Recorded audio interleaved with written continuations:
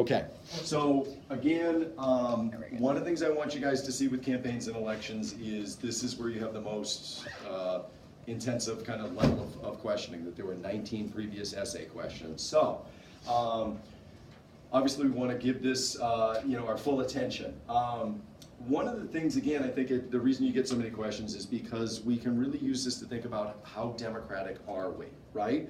And on my first slide, I begin to talk about how democratic are we. So if I gave you the 15th Amendment, do you remember what that did? Yeah, that former slaves, it gave essentially African Americans the right to vote. But the 19th? Women, right? How about the 23rd? That one's a little more esoteric, I suppose. No poll taxes. No, that was before. 18. No. So what place didn't initially get to vote? DC. DC, right? So again, they wanted the capital to be politically neutral, which is an interesting kind of, can you actually have a place that's politically neutral? And so DC was not allowed to vote in presidential elections. It has delegates, not congressmen and senators. This was an effort to kind of give political representation, especially in the Electoral College, right? 26th, you should know this, that's you, right? So what do we see over time? Again, if the theme is how democratic are we, one of the trends that you notice is that over time we've become increasingly democratic in terms of the franchise. Expanding it to, like, democracy is a fairly, rarely in a civilization does it happen overnight, where every person has instant democratic rights. We hold up Greece to be the model of direct democracy, yet you'd find there that out of every 10 individuals, only one could vote. There's only a 10-to-1 ratio of non-citizens to citizens. With Rome, there was all kinds of limits in terms of who could vote and what a citizen was. So it rarely happens overnight, but our history is, if you take a long view, that we've become increasingly democratic over time. We can also include in our exemplars the civil rights movement. And just to kind of stress things for you guys again, do be able to distinguish, the Civil Rights Act of 1964 versus 65, know what Title 10, Title 9 is, Title 10, know that section of civil rights in particular, right? With the Voting Rights Act of 1965, what we're saying is, if you see signs that there is suppression of voting, that you're in an area where 50% of the population is not registered to vote, you can go in and federally monitor. You can send poll watchers in. The Voting Rights Act also banned literacy tests and other kind of similar devices that prohibited voting. 24th Amendment was what you guys were messing up earlier with the 23rd, right? 23 in DC kind of rhyme. Maybe you use that as I don't know if your mnemonics are still working, right?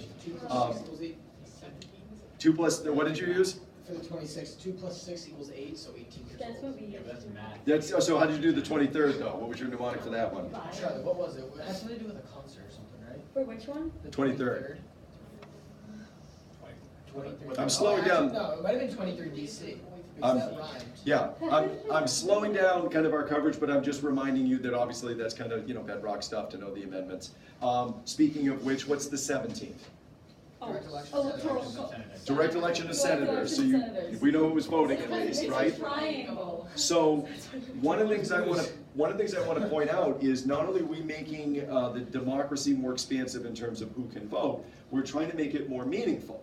Meaning that, like before, you didn't get to directly elect your senators. Who chose them? The representatives. Where? In the state, right? Your state legislature chose the senators. With the 17th Amendment, we established direct elections. Why wouldn't you get to directly elect your senators? We're not smart enough. Not smart enough. Why is it different than the House? You got to directly elect the House. They're in longer, so they make longer. So the kind of, again, this is something that shows you that this office is different. The numbers in terms of how long they serve, there you go. The numbers in terms of how long they serve, the numbers in terms of how many there are, made this a more elite, significant kind of office, therefore we had that barrier. Sorry to interrupt. Go ahead. What's like the percentage of, like, if you lose one representative, that's like 50%, you know, with the Senate. Right. If you lose it in the House, Like Point. 0.02 out of the 430. if I do out of 435, if you're looking like California, you gotta do your own math there, 1 out of 55, right? Massachusetts, you're looking at 12, right? So, another thing that they did to make elections a little more meaningful is begin to give people the power to choose the nominees in the first place. We're gonna get into it, but you have pre-elections that help determine who's running, and then you have the general elections. It's kind of a funny system. Again, there's 3 kind of parties that have a say in this. We are basically holding elections for national offices, but we're holding them by doing state-by-state elections in which nominees from political parties are running. So the parties have a say, the states have a say, the federal government has a say. And it used to be that the nominees were not somebody you picked. People went into smoke-filled rooms and did kind of, backroom deals. Horse trading kind of went on. Around the time of Andrew Jackson, we're going to begin to see expanding, there's this populist movement, and there's going to be expanded political rights, including what is known as the direct party system. I noticed this term jump up in some of those practice tests, so do kind of make note of that. The direct party system is essentially where you have a pre-election and you use either the primary system or the caucus system to pick a party's nominee, right? Before that, another way to talk about it is an indirect primary system where party leaders are picking it. They used to call it during Jackson's time King Caucus. Did that come back to you from your US class at all? A little bit. Okay. Question? Is it direct party system or direct primary system? Direct primary system, if I'm saying it wrong, right? Here's another thing they would do. So not only giving you a little bit more say in terms of who the nominee is and what offices you can elect, but putting initiatives and referendums. This was something that also happened during the progressive era, right? There's a difference between an initiative and a referendum, and really what is the difference is who initiates it. In an initiative, what you're gonna see is there's a movement amongst the people as they kind of want a particular issue on the ballot to vote on, and they're gonna force it on the ballot through a petition system, getting signatures. I don't know if you guys have been, I don't know, it happened, I was at a farmer's market in Newburyport, and there were people gathering signatures. There's a couple of initiatives that people are trying to get on the most recent Massachusetts ballot in the upcoming 2018 election, and it has to do with minimum wage. Up, down. Anybody been, putting it up, putting it higher. Oh, yeah, I'll Wouldn't take that be that. nice? So that's an example of where voters are trying to push to get this put on the ballot, and then the voters, when they go to the polls, are gonna say, yes, I would like a higher minimum wage, or no, I wanna keep it the same. Yeah, I gotta go. Aren't we already much higher? Higher than most national places, average? right?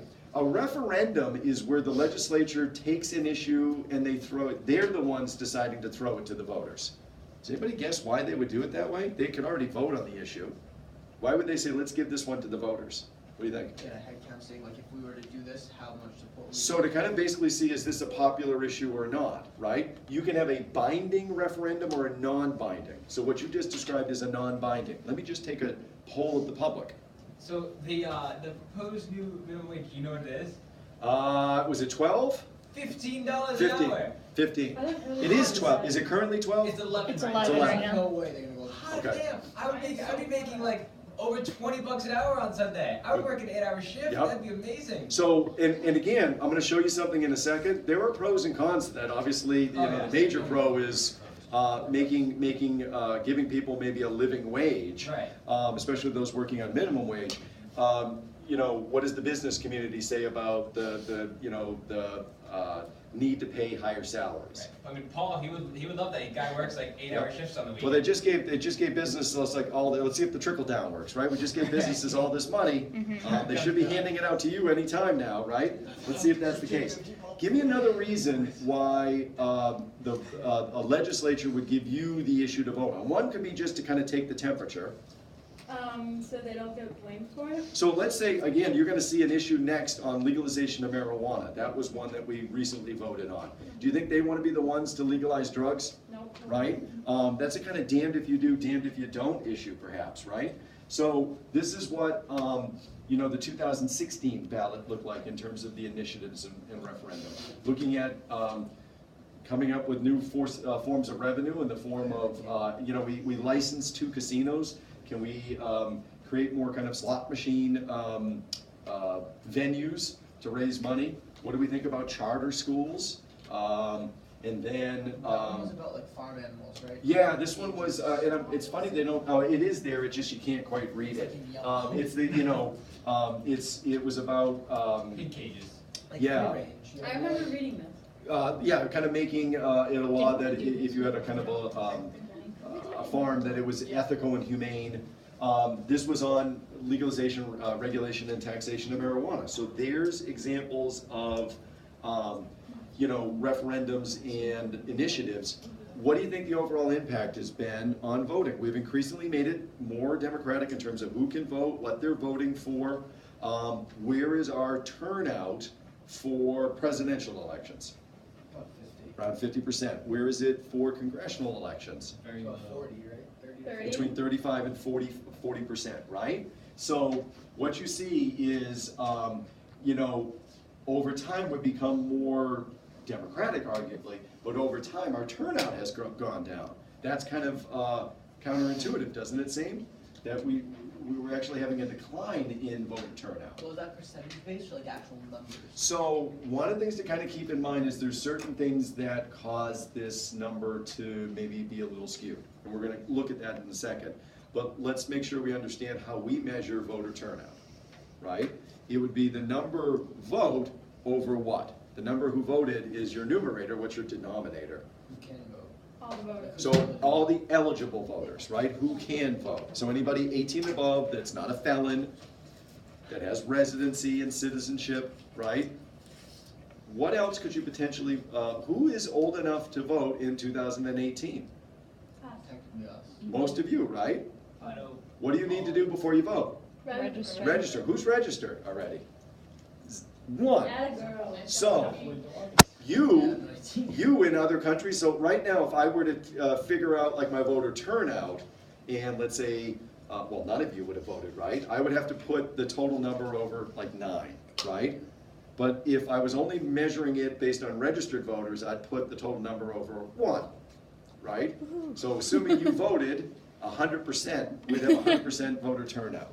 It creates different numbers that way, right? Well, I was just thinking, like, if it's been going down, but that could be because, like, our country, like, the population's growing at a... Yeah, but you would still expect, no matter what the number is, if you have a healthy democracy, Well, it's no, proportional, right? Isn't that, like, the, kind of near the time, like, when did they take 1960s? So that's right Yes, around... 1960s is when they began to curve, track. like, the baby boom Yep. almost. So that's where I'm thinking, like, a lot of people came out to vote, because that's kind of where, like, turn of the, it's a little early. Now I'm thinking about it, but it was like turn of the World War. Yeah. Going into that age. So I do think you might look for some cultural, you know, reasons as to why, and we'll look into those. You could look at the numerics of it in a sense that with bigger numbers, the percentage is adjusted as a result. But I think it's just, you'll see it's going to be a little more simple as to why people don't vote, and it has more to do with psychological factors than anything else. Yep. Largely, it's an effort and it's time consuming. Is really going to, not to spoil the story. All right. So one of the things that you might get asked. So let's actually do this in reverse. DBQ. What would they ask you? Analyze 2 trends. What's 2 trends? All right. So give me 2 trends. FAB stands for From 1964 to 2008, the presidential cycle has been slowly decreasing. Good. So that's actually the harder one to see, right? What's the more obvious trend? Congress has been around the same from 1974 on. Yeah, you guys are, again, you're giving me The a more most complex obvious one. is the presidential Yeah. cycles are much higher. There than you the go. congressional That people are cycles. more likely to vote in the presidential cycles than they are the congressional cycles, right? That voter turnout for congressional cycles is lower. And what you guys, I liked you were doing is you weren't basing it on a single data point. You were saying from this year to this year, the rough average in terms of, you know, voter turnout is X, right? As compared to, in the same time frame, here's the presidential turnout, on average it's this, right? So you were supporting it with data. That's, you know, the most obvious. What you also saw is a general decline in both sets over time, right? What would be the next question? Give one or two examples why. Why, one of the- right? So why? If you're looking at why congressional turnout is less, a lot of it has to do with, guess what? Knowledge. We don't. Well, yeah, what does it always come back to? And as far as thinking is. No, I mean, almost always my answer when it comes to differences Numbers. between the two Numbers. numbers. Numbers, there you go, right? Is there a heightened focus on the presidential race because of the singular nature? Yes. And are you less likely to kind of give attention to congressional races because the vote doesn't seem as important based on the number, right? That there's, this is one of 12, this is one senator out of 100. I mean, like in terms of the Massachusetts delegation, this is one out of 435 or one out of 12 in terms of the Massachusetts delegation. This is one out of 100 or one of 2 of the Massachusetts delegation, right? So given the nature of the office, less attention. People actually get fatigue on some level from the 2-year cycle of congressional elections as well. They get kind of like, oh boy, here comes 2020. They get excited, and then when they have to vote again 2 years later, not as excited, right? Less public attention as well, less media attention, less public funding, right? We're going to have a matching system for the presidential race, which helps publicize it. Maybe there's less spending, at least public spending on congressional races that make it obvious, but we certainly spend in those battleground states. And again, when you have a presidential campaign, and it obviously corresponds every 2 years with congressional campaigns, that heightens the attention with those congressional campaigns, all right? So not just the what, but the why, right? The next question that you might not anticipate is to continue that compare-contrast. So picture them not just saying why it happens, but now looking at keys to success. Does that seem like a likely C, right? A is the trend, B is the why, C is the what's the key to success. And in congressional elections, really the key is focusing on local issues. We tend to rely on incumbency as more of a cue, right? Especially with Congress, with the representatives as opposed to the senators. Districting is huge. That's a huge kind of factor that explains who wins and why. Federal courts are beginning to kind of strike down in Pennsylvania and what was the other state? I'll think of it in a second. How they district, and that's being challenged. So those are interesting news stories to kind of follow because, man, do we kind of entrench certain parties using gerrymandering, right? And then here's key terminology. Remember the coattail effect? What does it mean when it's positive? What's the coattail effect? You're kind of like riding along with the president. So right, if the president is highly popular, again, you literally want to picture an old-fashioned kind of tuxedo with tails, and people stepping on the tails to go kind of, go for a ride. They're going to kind of, ride the president's kind of coattails or use the president's popularity and associate themselves with the president. If the president is in a downward cycle, that's the reverse coattail effect. You keep the president away as if the president was the plague. So the reverse coattails is like kind of what happened with like Roy Moore and Jones, right? Because Trump is fairly unpopular. Yes and no. I think a soup can from the Republican Party should have been able to win in Alabama. They picked a particularly toxic individual to run in Alabama, right? So really what you saw there is, I think, the Trump effect in the primaries. There were more moderate Republicans in the primaries, but the Trump effect was such that who shows up in the primaries? I mean, if 35 to 40% of people are voting in congressional elections, what percent do you think votes in like the primaries? It's a small amount of party diehards. And they're pretty polarized right now. So they picked Roy Moore. And initially, Trump was supporting Luther Strange, and he didn't make it in the primaries. And then eventually, Trump kind of pivoted to Roy Moore, and basically was saying he's better than a liberal. Even if he's an accused pedophile, he's better than a liberal. And I think that is an odd instance. But yes, what they're beginning to talk about potentially is what they're calling a blue wave. Whether you are looking at kind of governor's races and other special elections, is there going to be, and it always happens, whatever party is in power, 2 years later typically loses seats in the House and the Senate. And whether they lose control depends on, I think, largely the popularity or unpopularity of the president. And they all decline in popularity. How much further Trump has to go at around 35%? Can he lose his base? That's an interesting question. Will his formula to win by playing on that base and doing a divide and conquer as opposed to going for the moderates in the middle? I don't know. So you're saying there's like a possibility, like how there was like a Republican sweep of 94? Yep, 94, you could see it again in 2018. Ask yourself, are you more motivated to vote? Yeah. You guys are all gonna be eligible to vote. Are you going to vote? We're gonna figure out about the difficulties that. Now, the next thing to kind of do, and Tate, this gets into a little bit of what you were talking about, are our numbers fair, is to kind of remember that our numbers are a little skewed based on how we measure it. If I'm just looking at numbers without kind of thinking about how you got that percentage, we look like our democracy is not as healthy as it should be. We look like we're, there's some issues here.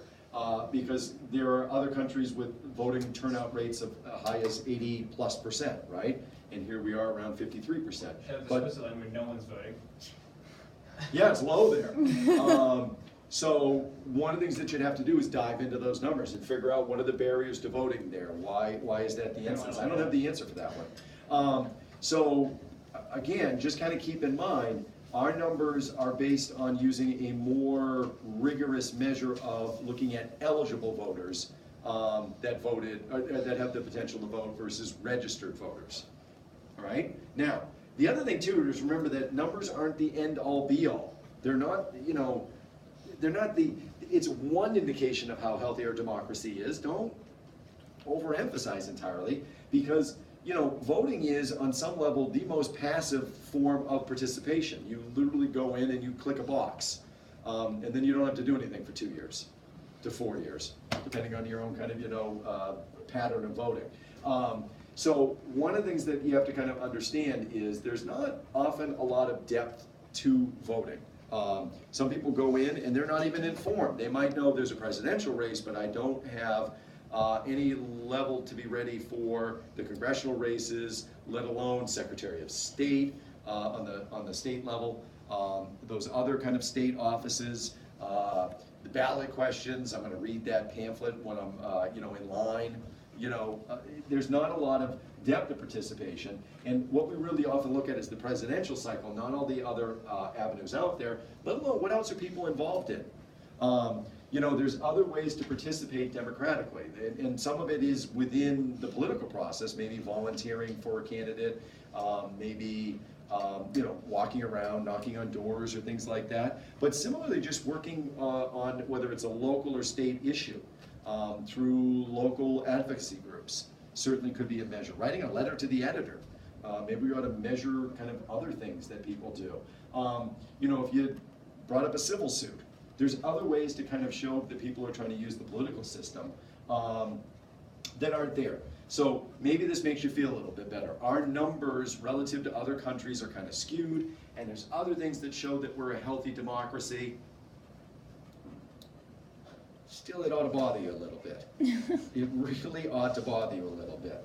So, picture one of the questions talking about why it matters that this is an empty gymnasium on a Tuesday, but a packed one on a Wednesday, when there's a team, a youth basketball game going on, right? I come back to what theory? Where you are a balancing faction. Pluralist? Pluralist theory, Federalist, Number 10. number 10, right? Everything comes back to numbers, everything comes back to Federalist number 10, and when it's not that, it's Washington, and when it's not that, it's FDR, and when it's not that, it's McCulloch versus Maryland. Okay, but that's a lot of when it's not that. It's not that, it's Marbury versus Madison. That's a lot of not that. You are a balancing faction, so if people don't vote, and they don't participate, we're losing that kind of balancing faction. So voting creates stability. It creates accountability. When you vote, again, people get this twisted as to how their vote should count and what it should mean. Again, you're gonna see psychological factors, just the logistics of voting is often why they don't vote.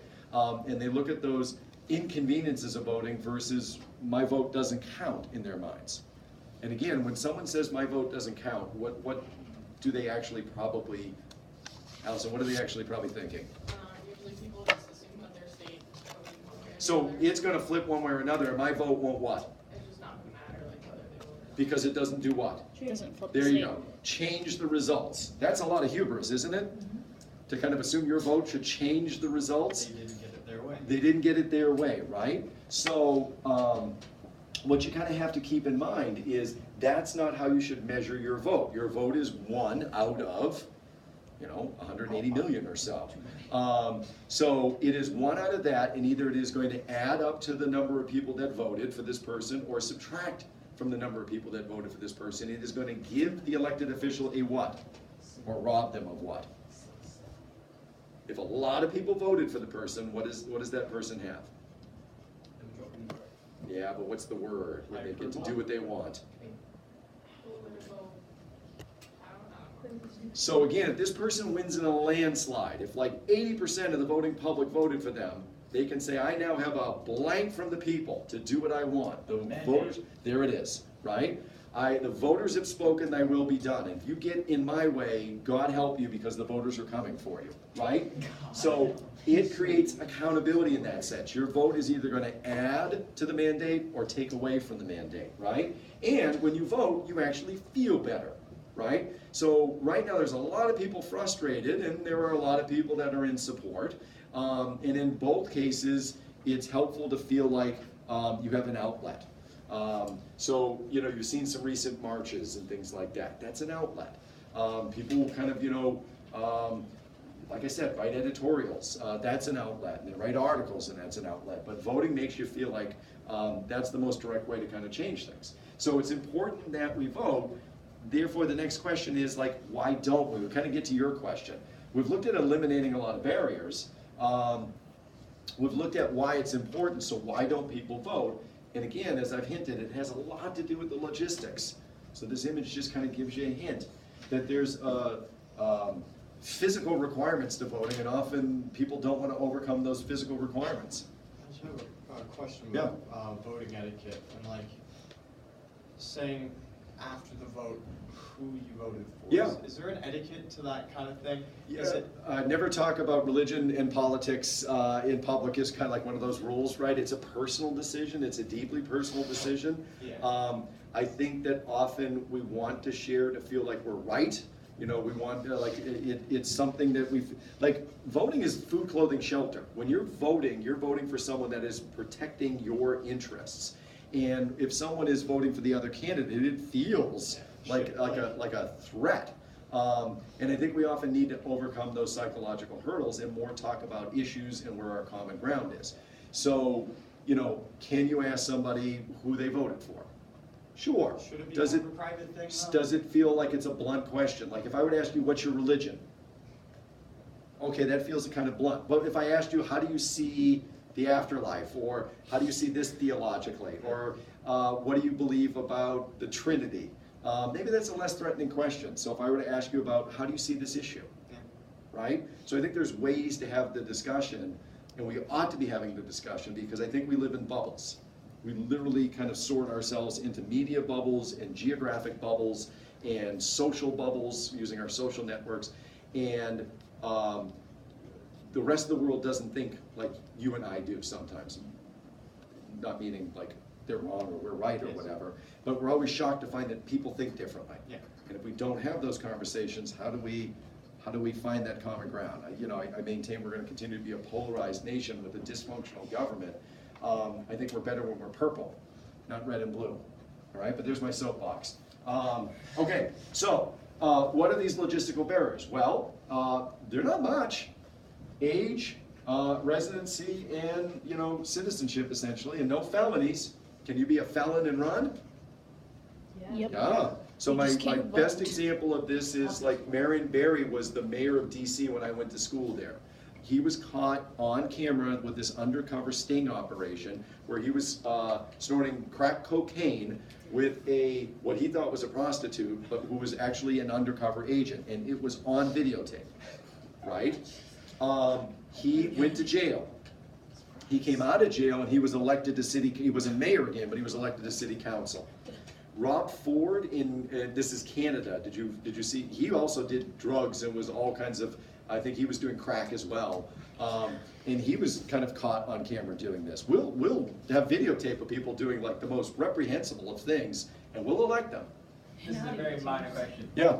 But the undercover cop who we thought was a prostitute, though, was she doing the crack with him, or did you stop short and then arrest him? Didn't do it stopped short. Yeah, okay. And so it was a sting operation. Okay. But yeah, it leads you to kind of the You movies just about imagine he's how like far that. does an undercover agent go to kind of maintain their cover. They had video surveillance, and they basically, when he inhaled, that was when the door got cracked down. Is that a pun? Crackdown? No, it wasn't, but it is now. Oh, no. Yep, I wish I'd seen that one. So, okay, so one of the things I just want to kind of point out, and again, you raised Roy Moore. Oh my gosh, the skeleton's in his closet, but he was still eligible to kind of, he was alleged, he was accused, he wasn't convicted of anything there, but there was a lot of reason to be concerned, but nothing in his background there to prohibit him, right? So what else do you need besides the basic requirements? Well, you need ID in a lot of states, okay? 32 states require some form of photo identification, state-issued kind of photo identification for you to vote. So how many of you have a driver's license, just out of curiosity? If I could flip the camera around, I've got like the majority of you, I think I've got 7 of you today, right? So 6 out of the 7. That doesn't seem like really common. We've disenfranchised you, right? You're just, it's a small percentage. But that number is going to be very different depending on what demographics I'm looking at, right? So that actually was close to the actual percentage. Approximately 10% of the voting age Americans do not have a state-issued ID, right? However, the ones that don't are disproportionately young, poor, disabled, elderly, and people of color. If I were just to look at 18 to 24-year-olds, 36% of whites, 78% of blacks. Okay? When we talk about voter ID, we're talking about maintaining the integrity of our elections, making sure that people don't illegally vote. We joke, there's this joke, it kind of like from Chicago in particular, where there was all these politically corrupt machines, like the Daily machine, where it was vote early, vote often. And then you heard also vote the graveyard. All right, vote early, vote often meant like, get these people around to vote in multiple places multiple times. We're gonna stuff the ballot box. Vote the graveyard meant what? Like the opposite, wasn't it? Well, who's voting if we're voting the graveyard? Dead people. Dead people, right? There's a lot of people that are still on the rolls that are dead, right? They're not voting. They're not necessarily having people that are voting in their name. It's just there's a bureaucracy to it, and you got to take their names off the list, and that requires some paperwork. Similarly, I have moved a number of times. I'm probably still registered in a couple of places. If someone moves into my former residence and then registers to vote, that would block. Like I arguably could go. I used to live in West Newbury. I could arguably go vote there. I could risk voter fraud and a felony to go, add a vote to the 180 million kind of total. I could go vote in West Newbury, but if someone was moved in my former residence and registered to vote, they would turn me away, right? So there's a lot of reasons to kind of see, why maybe our concern with false voting is maybe a little overblown, but overall, do we want to protect the integrity of our election system? Do we want to make sure that Russian bots aren't unduly influencing us? Do we want to make sure that people aren't voting illegally? For that reason, 32 of the 50 states have voter ID requirements, but it's a political issue. You can see that certain groups are much more disproportionately affected by this. Couldn't groups also get their state IDs as opposed to your driver's license? Right, so I'm going to look at that in a second. Yeah. Let me look at, I it know doesn't have one to of- necessarily be a driver's license, there's multiple one of my forms. friends who went to college needed some form of photo ID, but Right. didn't have a license. So Didn't have a license, so took use something the else. The Right. state, Social so got their Security state card. ID. and then use that. I'm gonna go to the bathroom, Nope. blood nose. Okay, Charlie. we've got some drama on tape here. So let's look real quickly. Here's Donald Trump with the tweet. Always. Talking about winning in a landslide. In addition to winning the Electoral College in a landslide, I won the popular vote if you deduct the millions of people who voted illegally. There's a lot of people out there that believe that there is all kinds of voter fraud going on. He had a commission that he recently dissolved because maybe they didn't find what they were looking for, but he believed that there were 3 to 5 million voting illegally. All right, let's debunk some of that. He won the Electoral College in a landslide. Okay. He actually came in 46 out of 58 elections, all right? And in terms of the popular vote, he's near dead last, okay? Is there evidence that we had that many vote illegally? In a 12-year period, with, again, I've been talking about 150 million registered voters, or actual voters. In a 12-year period, there has been only 10 cases of voter fraud that has been prosecuted. Somehow we went from 10 to 3 to 5 million. Okay? So yes, we should be concerned with voter fraud, but we need to understand the numbers. The thing that we'll look at tomorrow is the barrier to registration, and we're gonna figure out how to get you all registered, all right? Nice. I'm gonna show you some of the sites for that. Okay? All right. Or you can just go to town hall.